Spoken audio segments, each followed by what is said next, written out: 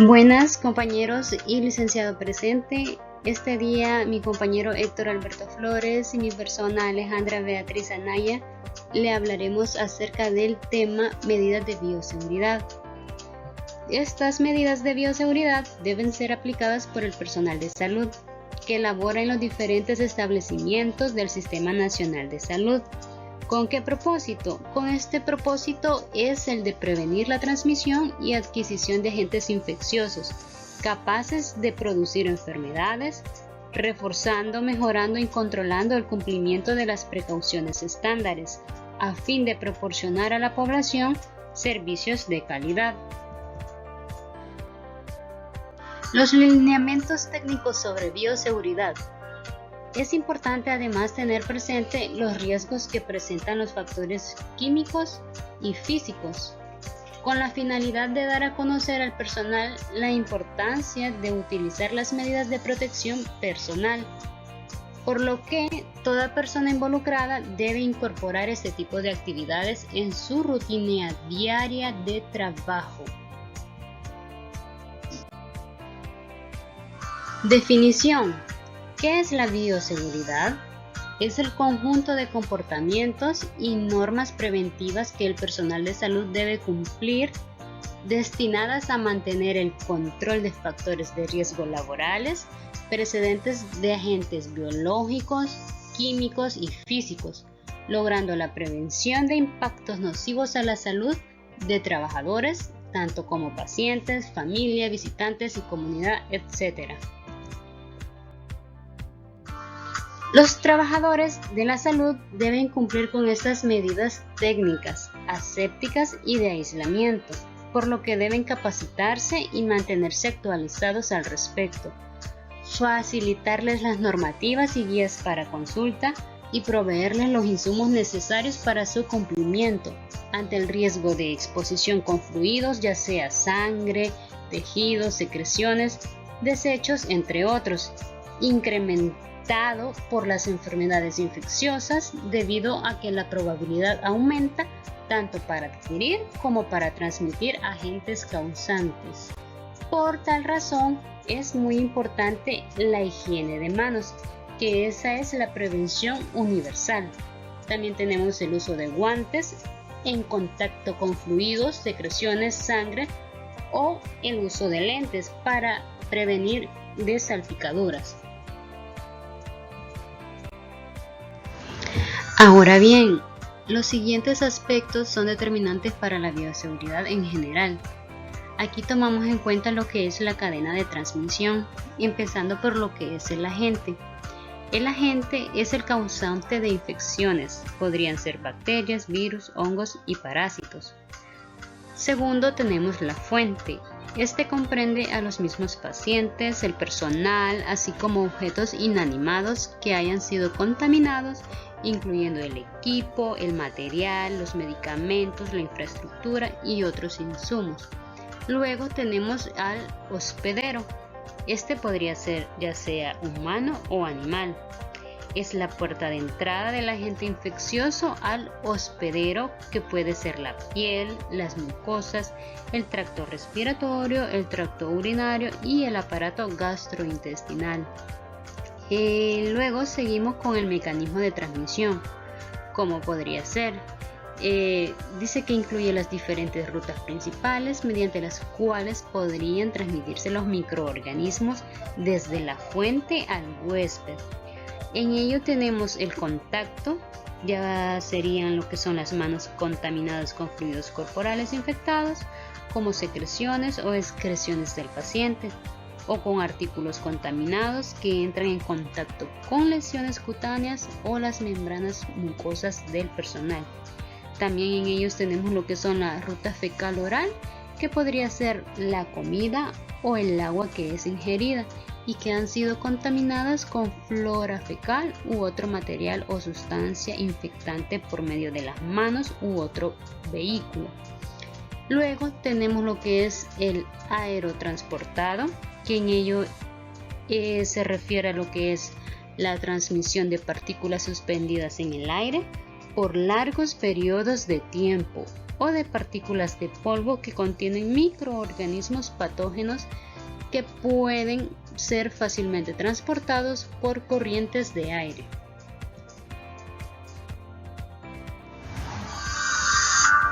Las rutas de infección descritas en el cuadro están en relación directa al riesgo de transmisión de los diferentes microorganismos, que en un momento dado son capaces de producir efectos nocivos a la salud del personal. Por lo tanto, es importante cumplir con las medidas de prevención a fin de disminuir los riesgos de adquirirlos o transmitirlos. Tenemos en el cuadro, ¿verdad?, los que son las patologías, la vía de infección y la prevención. Por ejemplo, el de la hepatitis B, tenemos que esta puede ser transportada o su vía de infección podría ser por sangre, semen y fluidos vaginales. ¿Cómo podríamos prevenirlo? Evitar pinchazos con agujas u otro objeto cortopunzante. También el uso de guantes, ¿verdad?, antes de manipular cualquier tipo de secreción. O también la inmunización.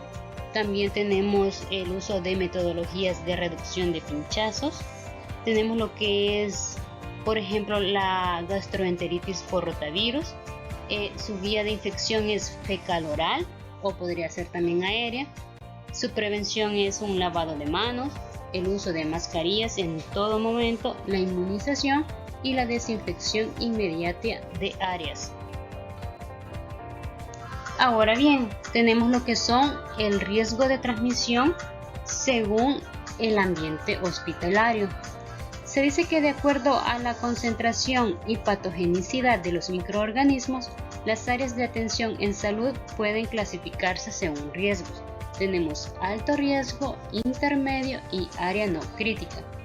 Para lo que son las de alto riesgo o área crítica, estas son aquellas donde se realizan procedimientos invasivos. Los pacientes por su condición están más expuestos a contraer una infección y donde se realiza lavado de material contaminado. Entre ellas se podrían citar, ¿verdad?, partos, sala de operaciones, área de laboratorio clínico, sala de unidad de cuidados intensivos, área séptica, sala de neonatos. Podría ser la morgue, podría ser una área de quemados, una hidroterapia, etc. Tenemos intermedios o áreas semicríticas. Estas dice que son aquellas donde los pacientes pueden permanecer largos periodos de tiempo o de manera transitoria, pudiendo entrar en contacto con mobiliario e infraestructura por medio de la piel no intacta. Entre ellas se incluye consultorio de pacientes, sala de espera, áreas de curaciones, estación de enfermería. Tenemos ahora lo que son áreas no críticas. En ellas tenemos que son las áreas de paso y no tienen contacto directo con mobiliario e infraestructura hospitalaria. Por ejemplo, el archivo clínico, ¿verdad? Tenemos también, digamos, consultorios o ambientes de entrevistas, pasillos, etc. Ahora bien, los niveles de bioseguridad. Se dice que los niveles de bioseguridad son estándares internacionales y su clasificación está dada en función del grado de letalidad de las enfermedades. Estos niveles son condiciones bajo los cuales un agente etiológico debe ser manipulado en forma segura. Tenemos el nivel 1, que son agentes infecciosos no causales de enfermedades o de un potencial mínimo de riesgo en el adulto sano. No se requieren barreras de contención, se basa en las prácticas de bioseguridad estándar. Tenemos nivel 2.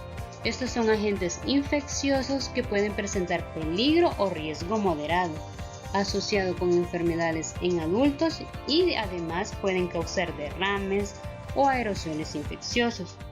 En este nivel se requiere lo que es el uso de gabachón, guantes, mascarilla y además de señalizar las puertas con el signo internacional de riesgo biológico.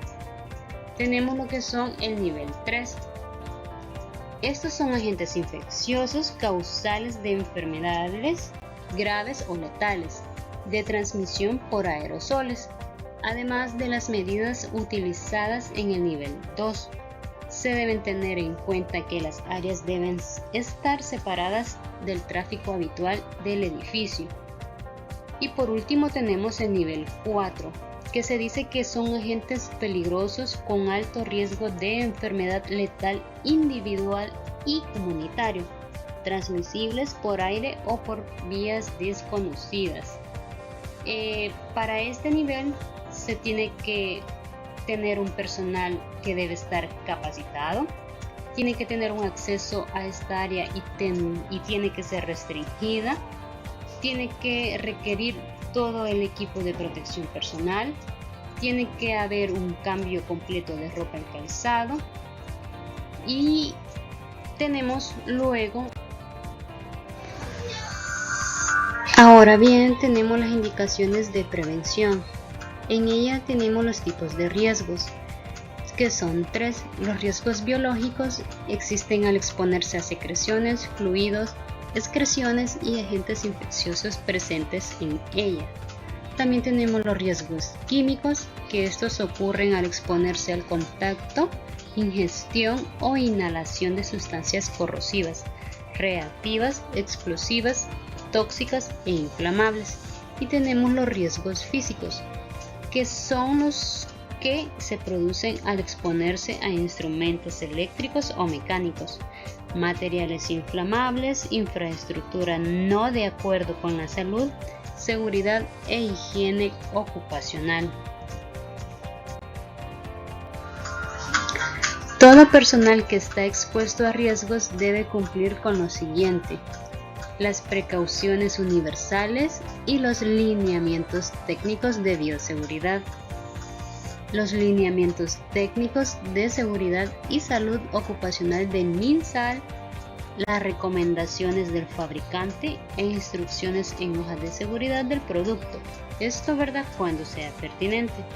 Y reconocer el riesgo y cumplir las medidas de manejo post-exposición o incluso antes, ¿verdad?, antes de manipular o de tocar al paciente, antes de manipular o tocar cualquier objeto contaminado. Ahora bien, ¿cuáles son las medidas? Tenemos como medidas básicas la higiene de manos. Esta, ¿verdad?, es la piedra angular para la prevención de las infecciones asociadas a la atención sanitaria.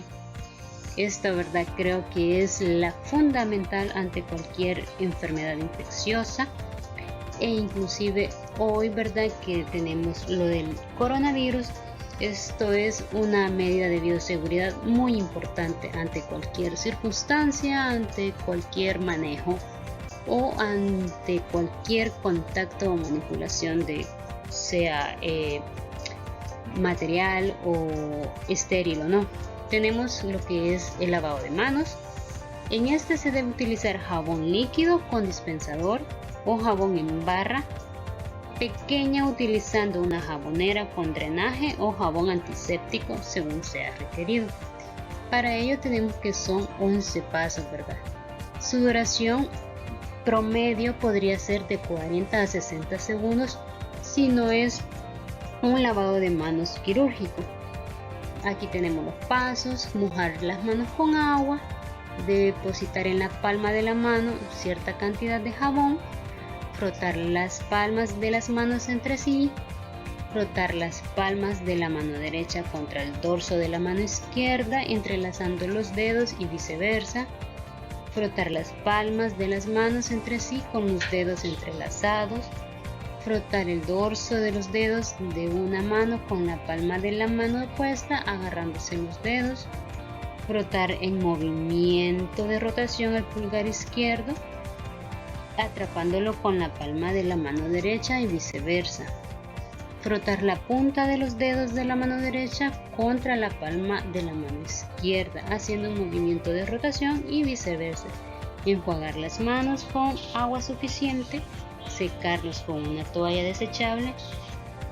Sírvase de la toalla para cerrar el grifo y las manos estarán limpias y seguras. Ahora bien, tenemos los 5 momentos para la higiene de las manos. Esto, ¿verdad? Por la Organización Mundial de la Salud. Tenemos que 1. Antes de tocar al paciente. 2. Antes de realizar una tarea limpia o aséptica. 3. Después del riesgo de exposición a líquidos corporales. 4. Después de tocar al paciente. 5. Después del contacto con el entorno del paciente. Por ejemplo, antes de tocar al paciente, ¿por qué? Para proteger al paciente de los gérmenes dañinos que tenemos, ¿verdad?, en nuestras manos. Antes de realizar una tarea aséptica, para proteger al paciente de los gérmenes dañinos que podrían entrar en su cuerpo, incluidos gérmenes del propio paciente. El 3. Después del riesgo de exposición a líquidos corporales, para protegerse y proteger el entorno de atención de salud de los gérmenes dañinos del paciente. Después de tocar al paciente, número 4, para protegernos y proteger el entorno de atención de salud de los gérmenes dañinos del paciente. E igual manera el número 5. También tenemos los 5 momentos para la atención a pacientes con tubos endotraqueales. Tenemos que inmediatamente antes de cualquier manipulación del tubo endotraqueal y de cualquier cuidado respiratorio debemos lavarnos las manos. Tenemos, por ejemplo, para cuidados nasales u orales o fijación de un tubo endotraqueal o de traqueostomía. Antes de ponerse guantes no estériles limpios. También para la aspiración endotraqueal u obtención de muestras respiratorias mediante lavado o mini lavado bronquioalveolar antes de ponernos los guantes estériles. También inmediatamente después de cualquier tarea que pueda conllevar a exposición, ya sea en líquidos corporales como por ejemplo cuidados nasales u orales o fijación de un tubo endotraqueal o de traqueostomía, aspiración intraqueal, ya sea una obtención de muestras respiratorias o de cualquier otro contacto con una membrana o mucosa, secreciones respiratorias u objetos contaminados por las mismas secreciones, para una intubación o una extubación del paciente. Consideraciones fundamentales en adultos con tubos endotraqueales. En ello, ¿verdad?, es importante evitar la intubación y utilizar la ventilación no invasiva siempre que sea posible. A ser posible, utilizar tubos endotraqueales con salida de drenaje de secreciones subglóticas en pacientes que probablemente necesiten intubación durante más de 48 horas. Elevar la cabecera de la cama de 30 a 45 centígrados.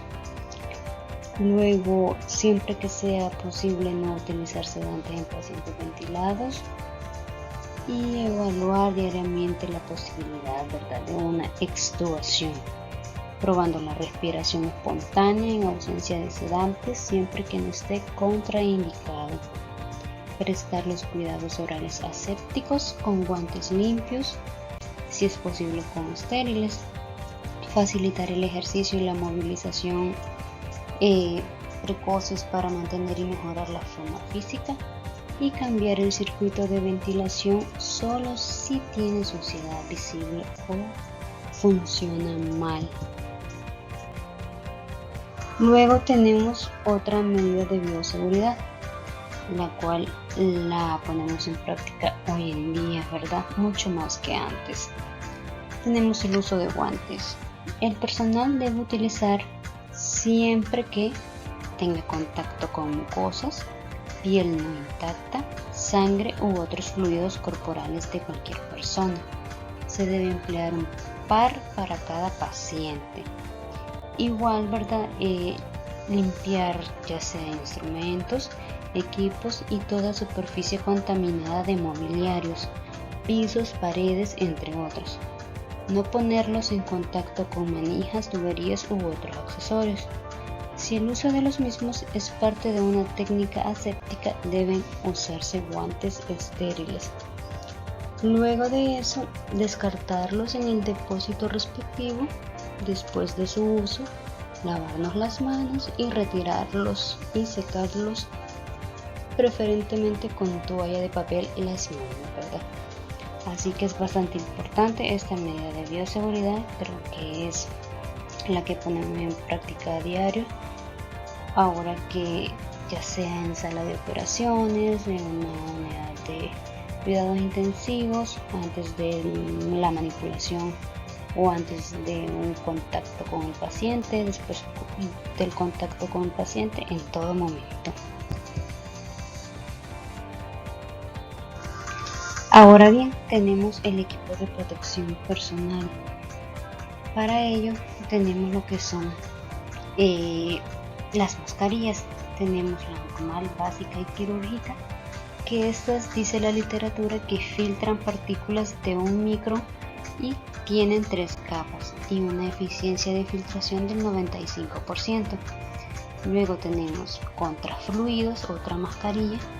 Esta tiene 4 capas, la cuarta es impermeable y tiene 95% de eficiencia de filtración. Luego tenemos los respiradores, que ellos, dice la literatura, que filtran partículas de 0.1 micro, consta de 3 capas y tienen 99% de eficiencia de filtración. Pueden ser reutilizables. También tenemos que aquellos que manipulan o se exponen a microorganismos de transmisión por aerosoles deben usar lo que es el respirador N95 o mascarilla N95. Todas las personas que se exponen a salpicaduras, aerosoles de fluidos corporales deben usar la mascarilla impermeable que cubra boca y mucosa nasal, lentes protectores que cubran completamente el área de los ojos, o ya sea un protector facial o como comúnmente le llamamos careta. También las mascarillas con o sin protector facial deben ser descartadas después de su uso. Los lentes protectores y el protector facial reutilizable después de su uso deben ser desinfectados con una solución antiséptica, ¿verdad?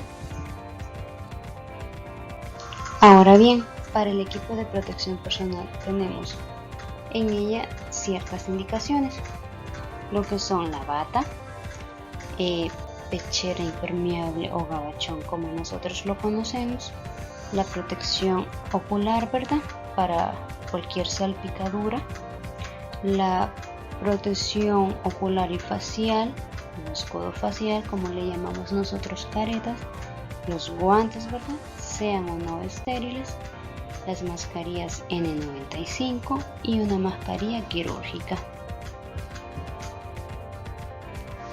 Tenemos esta tabla en el cual nos indica el equipo de protección a utilizar según procedimiento.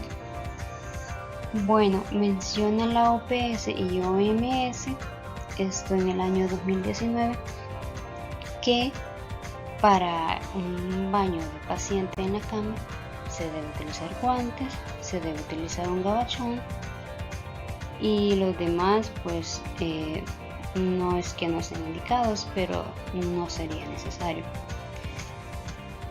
Para una aspiración de secreciones se necesita guantes, que el personal de salud utilice guantes, unas gafas protectoras, mascarilla quirúrgica y mascarilla N95.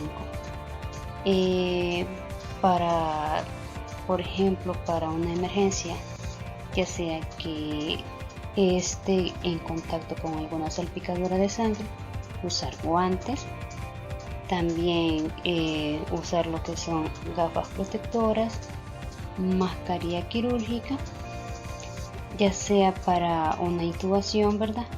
Es bastante importante utilizar guantes, gafas protectoras, un respirador N95 y en este caso pues es aconsejable usar un gabachón.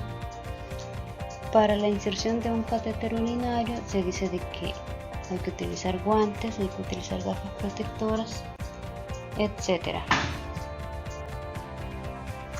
Ahora bien, tenemos los métodos de asepsia, antisepsia y antisépticos. Se dice que la transmisión de microorganismos de un reservorio a un hospedero susceptible puede prevenirse con la interrupción de la cadena de transmisión de enfermedades con el cumplimiento de las técnicas de asepsia. Con estas técnicas se logra la eliminación o disminución de los microorganismos patógenos, a excepción de las esporas bacterianas en tejido vivo como la piel y mucosas por medio de la antisepsia. Si bien tenemos el primer paso a realizar, que sería una limpieza mecánica de la piel del paciente con agua y jabón si es necesario. Realizar el lavado de manos clínico o quirúrgico según sea requerido, ya sea con gluconato de clorhexidina al 4% o yodopovidona. Seguido tenemos que si el antiséptico a usar es Isodine del 1 al 10%, aplicar antes alcohol etílico a fin de degradar la grasa y secar la piel para su mejor absorción. Luego de esto, aplicar el antiséptico al paciente. Esto para un lavado quirúrgico, ¿verdad? Esto lo vemos comúnmente y lo practicamos en anestesia. Los desinfectantes se clasifican desde el punto de vista químico y según la actividad antimicrobiana en 3 niveles. Alto, que este va a destruir microbacterias, tuberculosis, esporas, hongos, virus con o sin envoltura lipídica. Intermedio, tenemos que destruye microbacterias, tuberculosis, algunas esporas, hongos y solo virus con envoltura lipídica. Y el bajo, un desinfectante que solo destruye algunos hongos y virus con envoltura lipídica. Aquí tenemos un cuadro donde nos muestra la clasificación de los desinfectantes según efectividad sobre los microorganismos. Tenemos el glutaraldehído, que este desinfecta en 45, esteriliza en 10 horas, es un material con fibra óptica y termolábil, activo en presencia de materia orgánica. También tenemos el hipoclorito de sodio del 0.1 al 0.5%. Este es económico.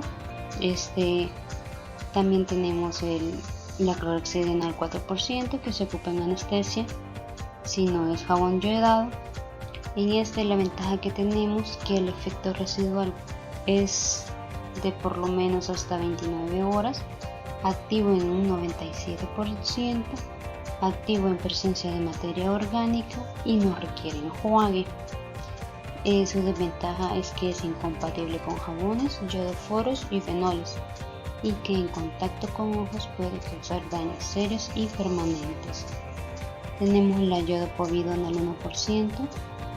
¿Verdad? Tenemos que su efecto residual es de 6 a 8 horas, activa germicida, se reduce en presencia de materia orgánica. Su desventaja es la inhalación de vapores que puede producir irritación, edema de glotis, bronquitis, estomatitis y faringitis.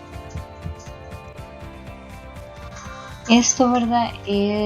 Ha sido a grosso modo lo de las medidas de bioseguridad, pero ahora con lo de la pandemia y el coronavirus o COVID-19, mi compañero Héctor Alberto Flores les hablará más a fondo acerca de las medidas de bioseguridad que se deben tomar muy en cuenta ante un paciente sospechoso o positivo de COVID-19. Muchas gracias por su atención.